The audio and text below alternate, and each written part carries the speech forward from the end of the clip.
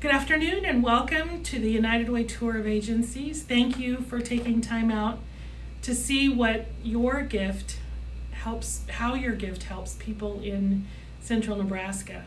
My name is Connie Holmes and I am the Executive Director here at the Council on Alcoholism and Addictions. And our doors opened way back in 1967, over 50 years ago, to help people who were struggling with alcoholism and their family members, and we still do that today. We joined in with the United Way back in 1969, so we've been with United Way, a partner agency, a long time, and we're very, very grateful for that ongoing support and really dependent on those gifts and that money to help us do what we do. And so some people know what we do, some don't. So what do we do? We are an information referral organization, so we help people find help. A lot of times people will call not knowing what to do, where to go, where to start, and so we will help them find their way.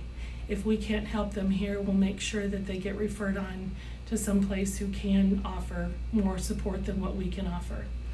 We do a lot of alcohol, tobacco, and drug education with folks of any age. We have a resource library out front that has hundreds of books and CDs and DVDs available for folks to check out free of charge. They range in topics from specific drugs to parenting, relationships, communication, finding help, 12-step program materials, all kinds of good stuff, a little bit of something there for everyone. We do a lot of collaborative work with community coalitions in Hull, Hamilton, Howard, and Merritt County. And so we as an organization are a resource on those coalitions to help help the communities identify resources available. And a coalition brings people from within the community together to discuss issues surrounding substance use. A lot about prevention, which is really important to us. And so they come together and figure out how can we address these issues in our community. So we're really involved in all four of those counties in that way. I mentioned earlier that we do a lot of alcohol, tobacco, and other drug education. And one of our primary target audiences is children, youth. And so we have several programs that are specific to youth. One of them is on site here at the council called Kids Power. It's a program specifically designed for children ages 7 to 11 who've been affected by someone's addiction. Addiction is a very complex disease and it affects so many people and especially children. And so we want to offer them build some skills with them and give them a safe place to learn and to grow and experience in a group setting other kids who are struggling with some of the same issues like them, helps them realize they're not alone and there are people and places out there who can help them.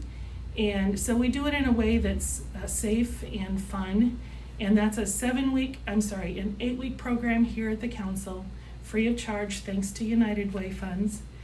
And then it ends with a family celebration. So we meet with the families and give them additional resources that they can get involved in and just celebrate life as a family. That's Kids Power. Discovery Kids is an after-school program that is 7 weeks long, geared toward 3rd, 4th, and 5th grade students or children. And it's a program that's good for any child anywhere. It's really basic drug prevention, bully prevention, and mental health promotion. So we really want to help teach kids coping skills and being able to get along with each other in healthy ways, and also to identify risky behaviors and hopefully give them the skills and help them with a desire not to get involved in those risky behaviors. One of the very cool outcomes of that program is that when we do the parent survey afterwards, almost 100%, just under 100% say that now that my child has gone through this program, I as a parent feel more confident and able to talk to my kids about alcohol and other drugs and the dangers of getting involved in those. And that's a really important conversation for parents to be having with kids along the way. So following those two programs, Kids Power and Discovery Kids, those kids are invited to keep coming back for additional help and support in education, free of charge again, thanks to United Way dollars. Just as long as they want to keep coming back for that continued education and support. And we have anywhere from 10 to 20 kids who come each month who want to just have fun together and support each other and continue to learn and live that drug-free lifestyle. And we want to continue to encourage that message and those behaviors in kids as they grow up, and we want to support them in any way that we can.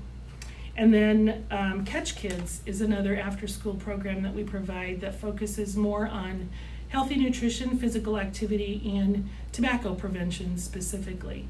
That's an 8-week program, again geared toward 3rd, 4th, and 5th graders, and ends also with the family celebration. And we partner with Tobacco Free Hall County Coalition to make that happen. They do the tobacco education part, and we do the rest. And those are really some great, engaging programs for youth. And of course, we're here as a community resource. We want to provide education to anybody and anyone who's looking for a specific topic or community education as a whole. And then we also do a lot of education for adults who work in this field to help them do their jobs better.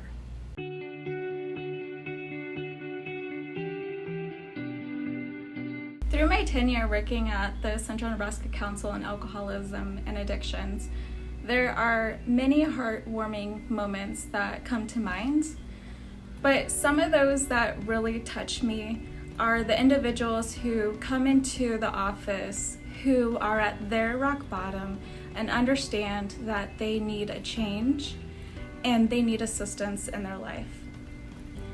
One instance in particular is of a gentleman who came into our office while I was up at the front office making copies. He was very dirty and greasy, with grease and dirt, like he just got off of a job site. He came into our office upset with himself, and he asked for help. He shared that his supervisor had just sent him away because it was the last time that he was going to tolerate him coming to work under the influence of alcohol. He had to call his significant other to let her know that he was removed from the job site, and she wasn't going to allow him to come home, and told him that he needed to stop by the office on 2nd Street, which was the council, for some help. So when he came to our office, he was sharing this story with us, and he began to cry.